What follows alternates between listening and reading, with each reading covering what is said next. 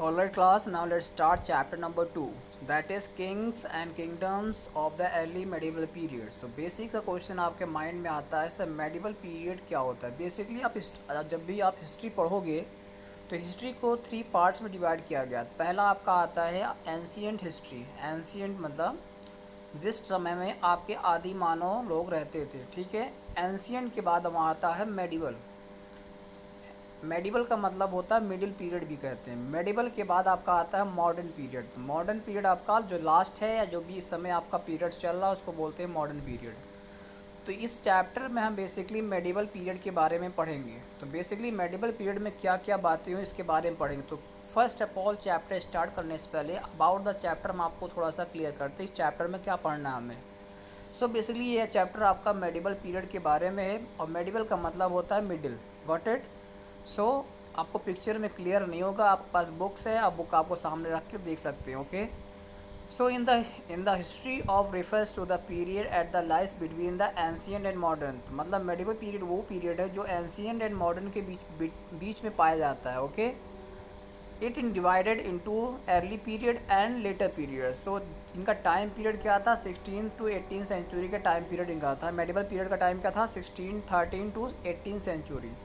So the early में period covers state of north as well as south. State of जो north and south के इस period में काम काउंट किए जाते हैं। इस पीरियड में इन दोनों जगह पे क्या क्या हुआ था उसके बारे में डिस्क्राइब किया गया है।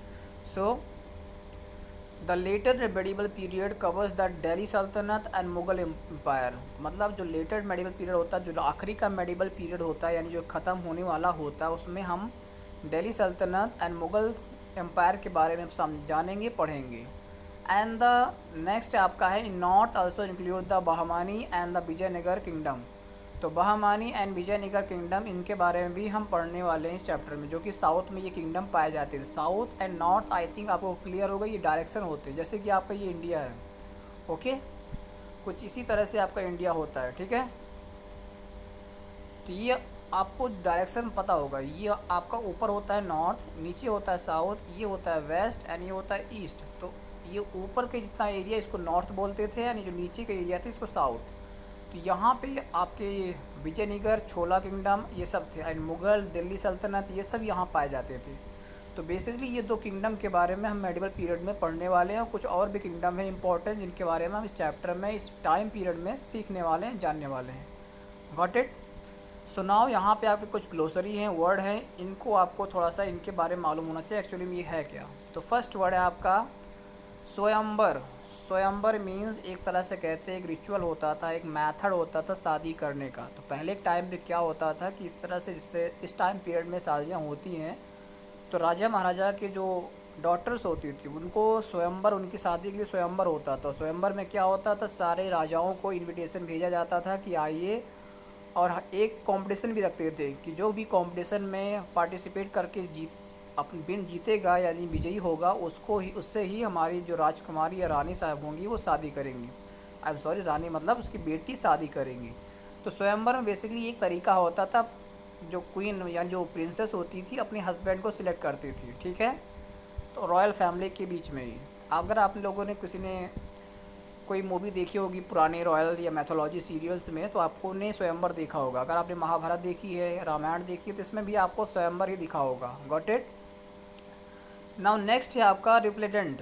रिप्लिडेंट मीन्स ब्रिलियंट और डैजलिंग। मतलब ये वर्ड होता है जिसको उसके लिए इस्तेमाल करते हैं जिसका काम आपको बहुत बुद्धिमानी वाला, बहुत कमाल का लगा होता है, तो बोलते हैं रिप्लिडेंट। तो उसका मतलब होता है ब्रिलियंट और डैजलिंग, मतलब बहुत ही कमाल का, बहुत बुद्धिमानी वाला, ठीक है। नेक्स्ट है इमिनियंट। मतलब that is likely to happen. मतलब जो चीज़ होने ही वाली होती है उसको बोलते हैं इमिनियंट, ठीक है।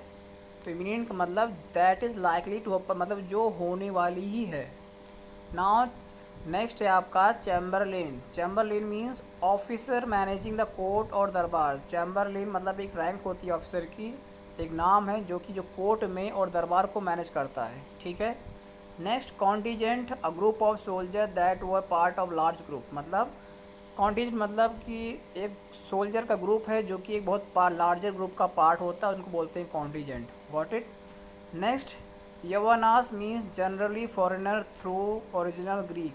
तो बेसिकली फॉरेनर की बात होती है जो कि बाहर से होते हैं, इनको बोलते हैं Yavanas. Okay, so now in next video we going to start new dynasties of North India, so we going to discuss about in detail about this topic in next video. Okay.